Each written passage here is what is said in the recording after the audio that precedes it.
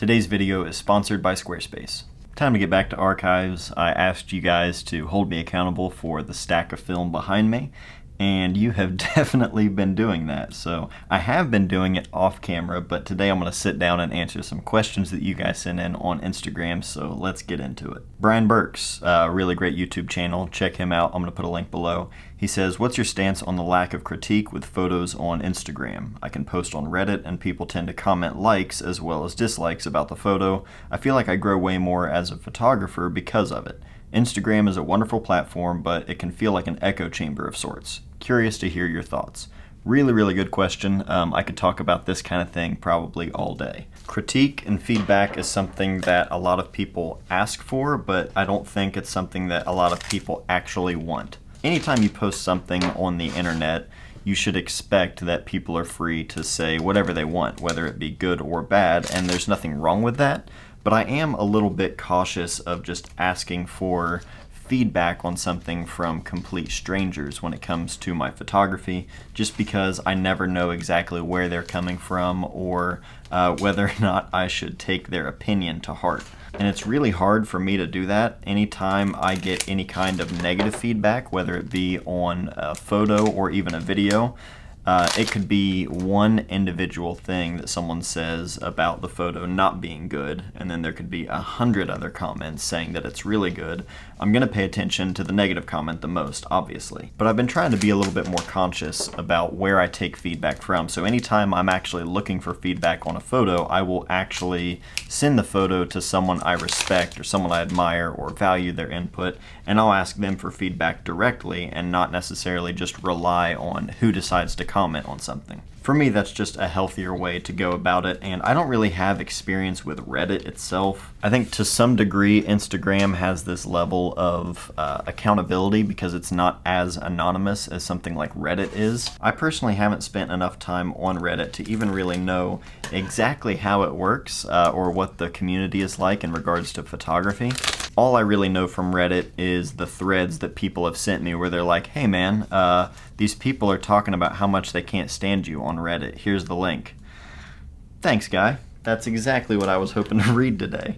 And I think any platform that has that level of like anonymity where people can just say what they want without having any kind of like real account or authentic way to like back up who they are, I kind of take those kind of places with a grain of salt, because that just is like a cesspool for trolls and people who aren't actually contributing much to the conversation. They're just there to kind of use the internet as their own personal punching bag. And I know there could be plenty of great people and great conversations that are happening there, but it seems like a pretty toxic place and I kind of stay away from it. And platforms like Instagram can be just as harmful to somebody. Like Brian said, it can be sort of an echo chamber.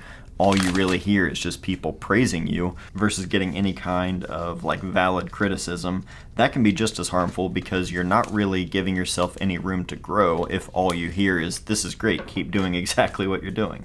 I personally like Instagram a lot because I do think a lot of these social media platforms, and possibly Reddit as well, like I said, I don't use it, but I could be wrong and there could be a really great side of Reddit that I just don't know about. But I do think that most social media platforms, they are what you make of it, and I try to use Instagram consciously and not necessarily treat it as like the place where my work gets critiqued or where I place value on certain photos based on likes and things like that.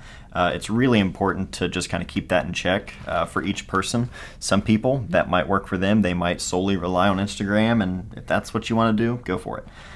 Me personally though, I usually just try to ask for direct feedback from people that I admire rather than just strangers on the internet, and especially where it's tough to rely on such a small kind of platform when it comes to getting a good analysis of your work. There's so much more you get out of seeing a photo in print, whether it be on a wall or in a book. There's so much more that you can take in from the photography, especially if you're looking at like a series rather than just scrolling on your phone. Being able to flip through something from start to finish in a book, that's just so much more useful, and I think you get so much more out of that. My friend Steven Vanasco on Twitter, I think yesterday maybe, he posted something about how it's important to keep in mind the number of likes and not just place all of the value you have on a photo based on that, because he said that, you know, we look at like 100 likes or 1,000 likes, whatever it was, and we're conditioned to think, okay, that's not enough, I need more. Whereas if one person stopped and looked at your photo in a gallery and really gave it their attention, that's pretty huge. If you did like an entire show, or if you had a book that people bought, that says so much more for one person to really want to invest and buy something versus someone just passively, you know, scrolling through Instagram and double tapping and then scrolling on to the next thing. So it's really, really important, no matter how big or small your audience is, it's really important to keep that in check. So my advice would definitely be, don't rely on strangers on Instagram or any other social media platform in order to you know, figure out what works and what doesn't and what's good photography and what's not. Because Instagram, like any other social media platform, there are going to be trends that will come and go, and what's in is going to get way more attention than what's not, and it's not really a good way to measure the work that's going to stand the test of time. Focus on talking with your peers, people that you can trust that are giving you their honest thoughts and not just trying to pat you on the back, and ask for that direct feedback when you really want it. JD Mraz says, I'm a fairly new follower, but is there a particular reason you're partial to black and white photography as opposed to color? Is it because it looks more classic and timeless? That is partially why I like black and white film so much. I do think it just has a timeless quality to it, but at the same time, I think it's much easier to find really good or pleasing light to work with rather than good or pleasing color to work with. And I think that's really what you need to focus on with black and white. It's not as easy to just go out and find really good color to work with, but light is everywhere, so you can always work with the light you have no matter what kind of light it is. Black and white is going to be able to work with it for the most part, but I am working on a video that's going to go up at the end of the month where I'm kind of talking about shooting black and white a little bit more intentionally and kind of seeing in black and white, and how you can go out specifically looking for black and white photos, and just at least what I go out and look for. A lot of times if people are shooting color, whether it be color film or shooting digitally, they kind of just wait until it comes down to the edit and see what works best. But if you're going out with just black and white film, you don't really have that option. And I think it's important to just be fairly intentional with what it is you're looking for if you're going out and shooting black and white, because not everything will work when you're shooting black and white. It really does come down a lot more to the light, the composition, the shape, and how you're layering things, because you don't have that color to kind of differentiate things as easily. So short answer, yes, it does just have a timeless quality to it, and I like just stripping things down specifically to focus on the light and the moment, but there's going to be a lot more in that conversation at the end of the month, so stay tuned for that. Another thing to stay tuned for, I'm sure you've noticed behind me there, The Book of Everything by Mary Ellen Mark. I have been waiting on this book for seriously at least a year, I think, if not longer. Stidle just published this 3-book retrospective of Mary Ellen Mark's life, her career within photography, and it is seriously incredible. It just came in yesterday. Molly and I, we sat down and flipped through the first book as soon as we got it, and our jaws just dropped the entire time. I'm planning on doing a single, like, dedicated video just to this retrospective alone, because everything from the photography, the print quality, the presentation of everything, it's seriously like an experience that I haven't had with any other book in my collection, so it's just incredible. I also picked up Architecture by Hiroshi Sugimoto. Ted Forbes, in a recent video on the art of photography, was talking all about his work and shooting this series where he was, you know, kind of shooting everything beyond infinity, so everything was out of focus, and it's a really, really interesting take on architecture photography. So I picked that book up as soon as he saw it, and I'm gonna need a bigger bookshelf. C. Bruno 1983 says, do you feel any pressure to unify your film and your digital work? I tend to lean into what I feel are the strengths of each format, and sometimes feel it's at the expense of consistency. It's a really, really good question, something I think a lot of people can relate to. I actually did a video all about consistency last year that I'll put a link in the description down below if you want to check that out. Because last year I shot such a variety of different color film stocks and black and white film, and even digital as well, but it was mostly just about shooting a mixture of color and black and white film. And the same argument can be said for shooting film and digital, because they both do have their own distinct look, and I do try to take advantage of whatever format I'm shooting, kind of like what it lends itself to. But I think for me that comes down more to how I shoot versus like the look of one particular thing. For instance, with digital, I can push the ISO up way further than I normally would with any kind of film, especially if I'm shooting color. And I find myself grabbing a digital camera a lot more when I'm in those kind of environments. If I'm shooting really quick, documentary kind of stuff, then my M6 is my natural go-to because I'm faster with that camera than I am with any camera. So it's a little bit less about the look and more about just how the tools make me shoot.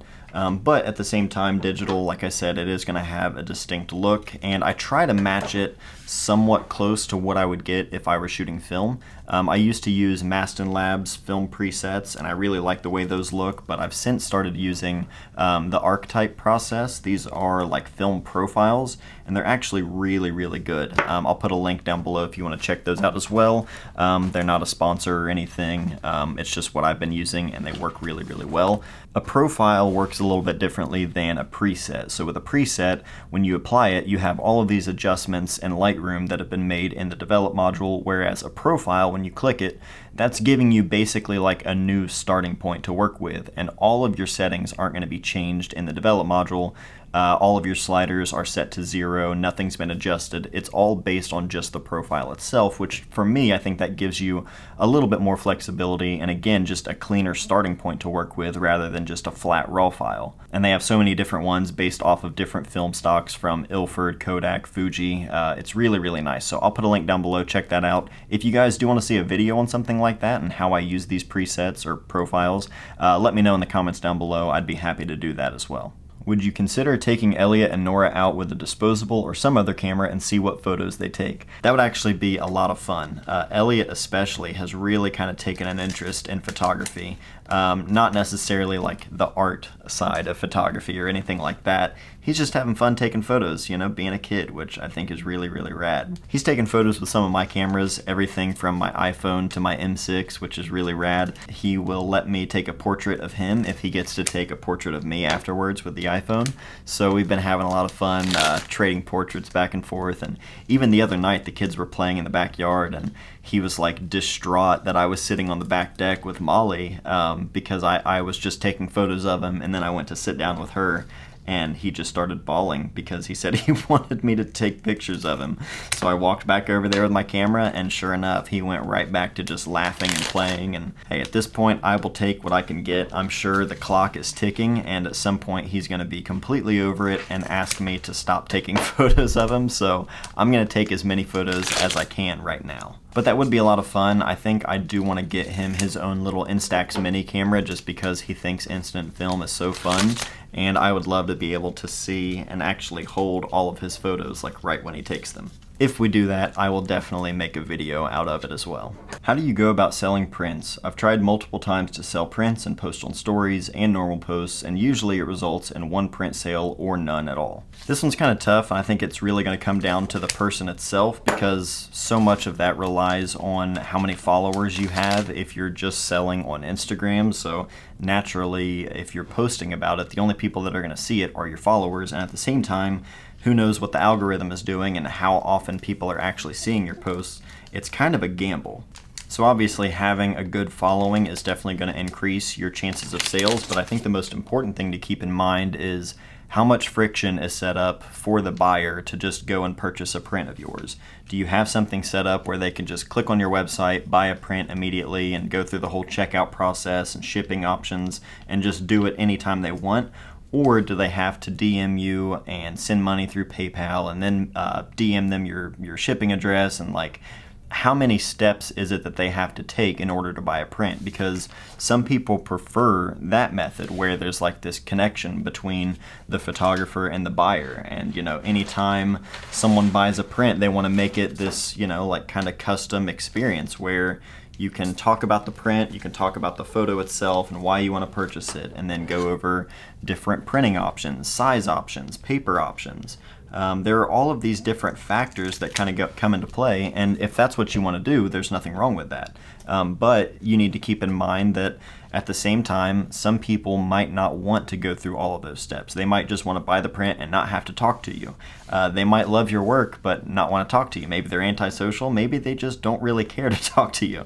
All of these different factors kind of come into play. So if your main goal is to just make some income and sell some prints, I would say set up on your website or your link at least on Instagram in your bio. Have that set up to something like Darkroom Tech or any of these like print-on-demand services where you can just upload your photos, set your price, and they will literally print and ship everything for you, and you don't have to do anything. All you have to do is post about it. So if your main goal is to just make some extra income and sell some prints and you don't really care to handle the shipping or the custom options and person-to-person, I would just go to one of these print-on-demand websites, something like Darkroom Tech. I've used them before and they're great. Just setting up, your own gallery, and people can just literally from their phone jump on there, order a print in a number of different sizes or options, and you don't have to do anything. The place itself is obviously going to take a cut, but you can set how much the markup cost is, and it's a really easy process. And then from there, it goes back to just focusing on growing your audience and making sure people are aware that they can buy a print and how easy the process really is. So hopefully that helps. Now that you're using exclusively Leica, could you see yourself trying another digital rangefinder like the M10? Well, if you saw last Thursday's video, you know how I feel about that. Even though I'm filming this before that video goes live, so people aren't aware yet, I had the new Leica M10R for a couple of weeks last month before it was announced, and man, I really enjoyed using that camera. Way more than any of the other digital M's that I used in the past, so definitely. Short answer for your question, definitely. I do plan on buying the Leica M10R. I don't know how soon I can make that happen, obviously, but yeah, it's great. Speaking of last week's video, I had 3 videos go up last week. First, it was all about going all in on Leica with the SL2. Then I did a video with my friend Branson shooting environmental portraits with a 35mm lens, and then the Leica M10R video. So a lot went up last week, and I just want to say, at least for the first 2 videos, the response has been great. I really appreciate all of the kind words you guys have said and shared with me, both in the comments and private messages as well, like on Instagram and Twitter. Really means a lot. This kind of new direction that I'm taking, where I'm just being a little bit more candid and not necessarily stressing so much about every little thing, feels really good. I have had a few comments from people telling me that, the videos are too long because I'm just kind of talking and not necessarily stripping things down, but sorry to tell you, I'm a talker. Any of you that have met me in real life, that's the case. I can talk all day, so sorry. That's just how it's gonna be. I've received messages from people saying that I look so much more comfortable, and that's the truth as well. I'm not overanalyzing every little thing like I used to. I don't know, there's some kind of change, something that I've been feeling that's just made me feel a little bit more comfortable being myself on camera and not necessarily trying to polish every little thing. And that's not to say that the videos were perfect before, because they definitely still could have used a lot of work, but I'm less concerned about some of the smaller details and more focused on just being myself, sharing my photos and my point of view, and that's it. Not trying to please everybody anymore, and that feels really good. I do really appreciate all of you, though, that have said that, you really enjoy the new videos and just kind of the overall change of feel in the videos. That means a lot for sure. This is just the best way for me to mentally be able to keep doing what I do and at the same time enjoy doing it even more. So I just feel really good about it, and I just wanted to say thank you. And now would probably be a good time to go ahead and say thanks to our sponsor today, which is Squarespace. You guys know all about Squarespace. I've been talking about them for years because they are the best all-in-one platform to building a great-looking website.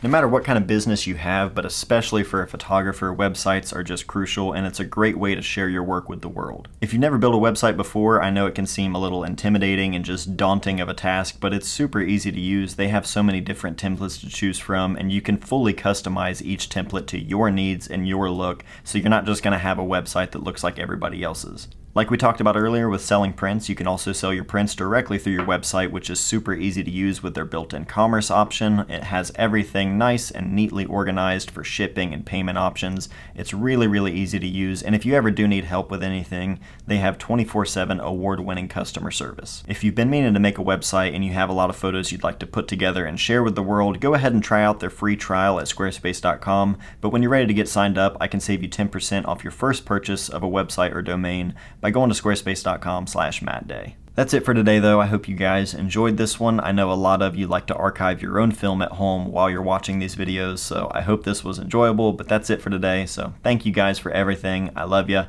I'll see you next time.